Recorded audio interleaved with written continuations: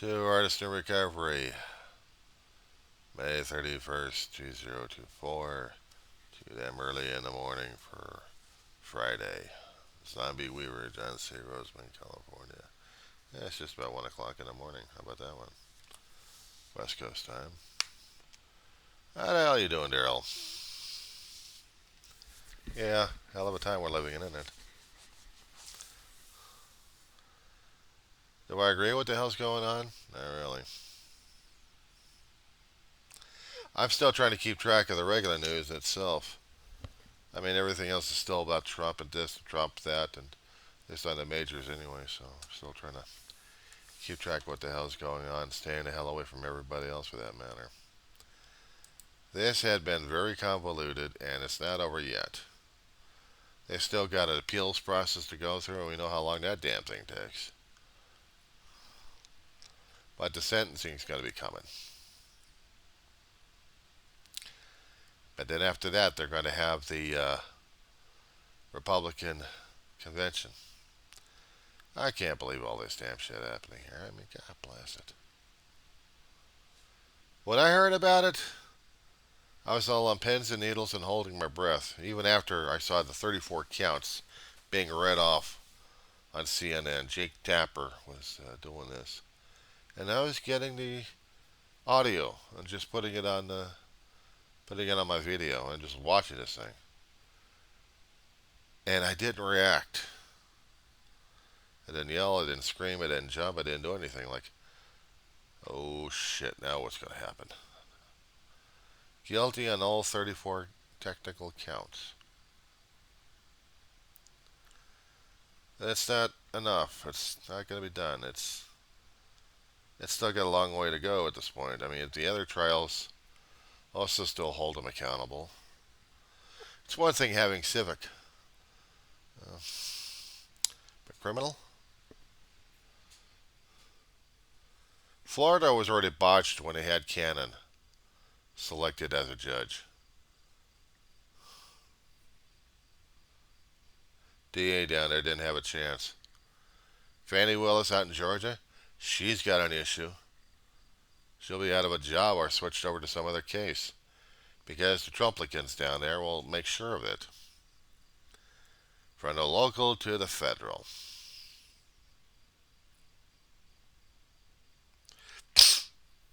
Getting weirder and harder. I can't get it, Daryl. What the hell is with people in this first place here? I mean, from the local to the federal? Supporting this asshole? And they think he's God? You should have seen him watching David Pacman early this morning before I got on here. And a British couple gets intercepted. They get intercepted by this? And they get harangued by the maggots? Worse than that, when they're showing the maggots reacting to the verdicts, and they're pleading to God on this one. I'm like, what is it with you assholes? I couldn't get it. I really couldn't get it. What am I missing here, Daryl? What exactly am I missing here? It's worse than any other con artist we've seen that killed people in their own groups, their own cult leaders. Please tell me that you heard about Jim Jones. You knew about David Koresh in the 90s, let alone the Heaven's Gate lunatic. But this damn thing. Now, I tried to post it, David Pacman's episodes, and the stuff he was getting. I'd like to get the regular source on this one. And if I could find out what he was doing again, I can put it into my descriptions a little bit later on. Get the links in there.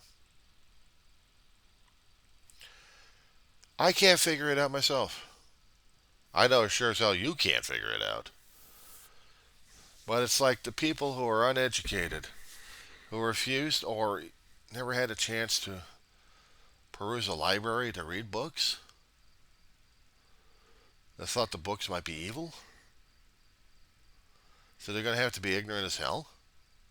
And they like it that way?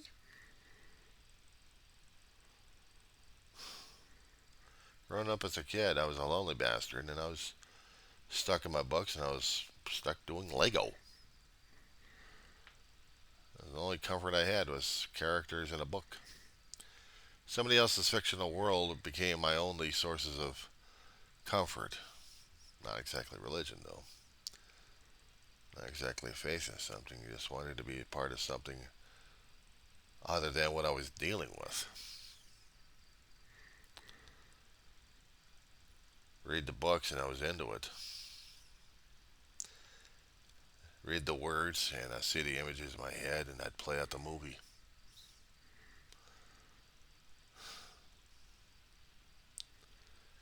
I guess I was more into other things than what reality was trying to scare the hell out of me. I was already terrified of death anyway. I already had accidents happen to me. I should have been dead a long time ago and then wasn't. Now we got this shit going on. I couldn't get it several years ago when the Tramp was in office, and he had to religious leaders, shall we call them, have their own lunacy, blessing Trump, anointing him, almost proclaiming him like he was the second coming. How do you do this shit? I don't get it. Guy's been a grifter all his damn life. He trained his family how to be grifters. Only one asshole of the Trumplican family was sitting in the back, or actually close to Trump, listening to the verdicts. Eric. Where the hell was Trump Jr.? Where was Ivanka? Where's Melania? I mean, not Melania. Hell, I'm getting sick. I get confused on these idiots. So what the hell was the Trump family? Where were they?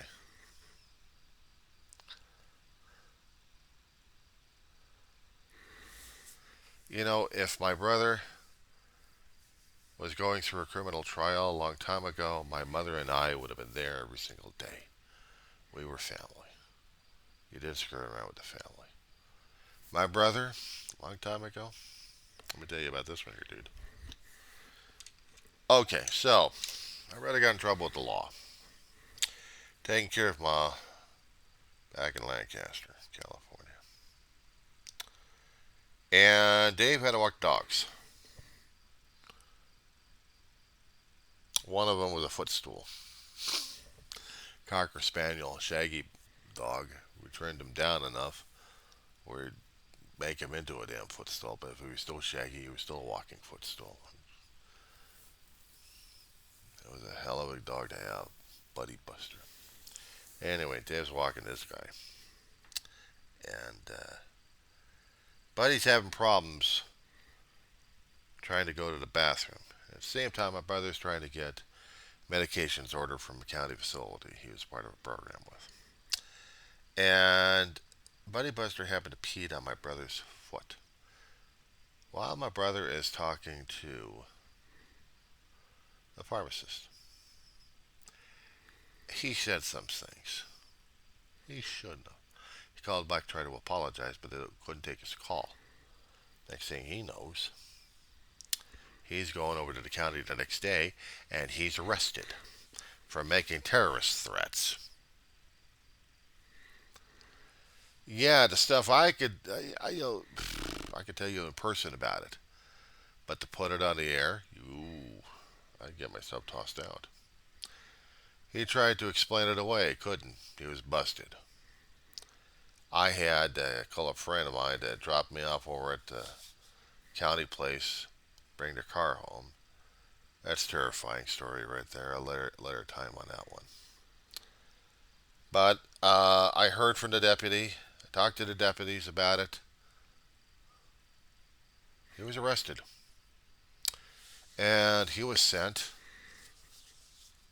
to intake downtown LA, Penn Central Jail.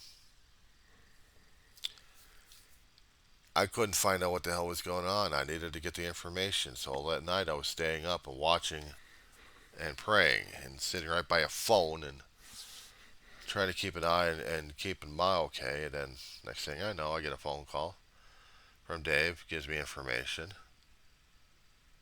I'm getting information online, and Ma and I get to go to arraignment. Get in a car, drive down to the courthouse.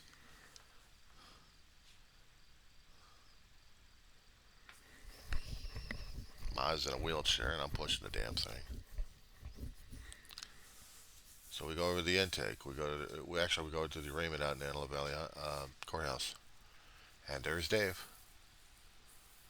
And in the visitors gallery, the judge is seeing us. Me pushing my ma in a wheelchair.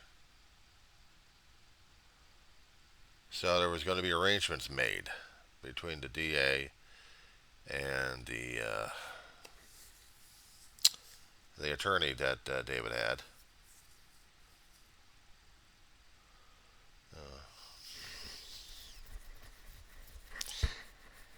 And to get a public defender.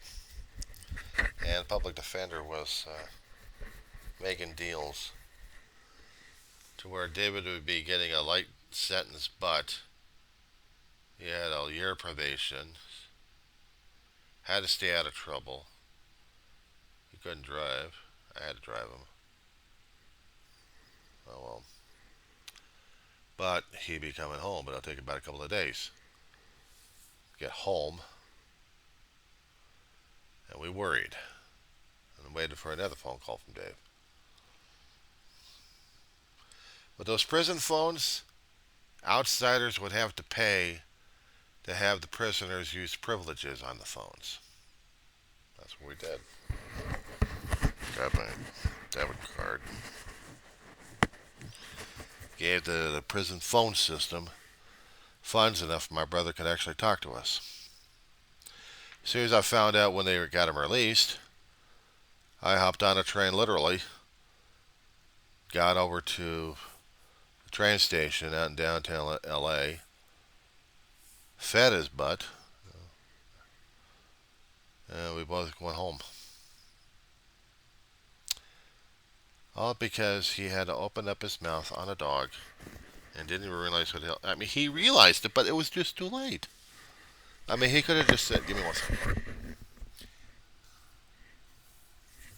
Now, he could have been saying at the time, "Give me 1 second. I'll put you on mute for a minute." What the hell you doing, you crazy dog? Blah, blah, blah. Sorry about that. My dog just did a number on my foot, and I didn't want you to hear it. Nope, he didn't. No, he yelled at the dog and used cursive language, which the recipient took as a threat. So much for him getting his medications afterwards. I really had to be watching on that one. Oh, yeah. The fun part about this place, about the county place, we have a county system out here in Antelope Valley. I mean, at one time, they were out on the property of a state prison we have out here, also run by the county. You talk about wall-to-wall sheriffs in this place, and they were watching everywhere. I dealt with them too. I had to watch my language. We had to watch what the hell we were talking about, inside and outside. We get back into our car and we're driving away, or anywhere away from the county facility, we're fine on that one. But on the county, ooh. And the county facility, besides having a pharmacy, they also had doctors that I've seen over there.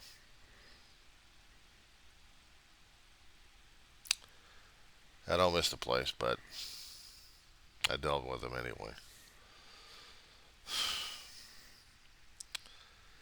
I'm playing head games with my own damn doctor anyway. I want to use the insurance, but I'm too damn afraid of going down there. But I gotta get down there. I have to see what the hell they're gonna be poking and prodding and killing me with. Getting tired of that one. Too many videos on that one talking about my fear on it. But I just thought I'd give you a little bit of too much information on that one.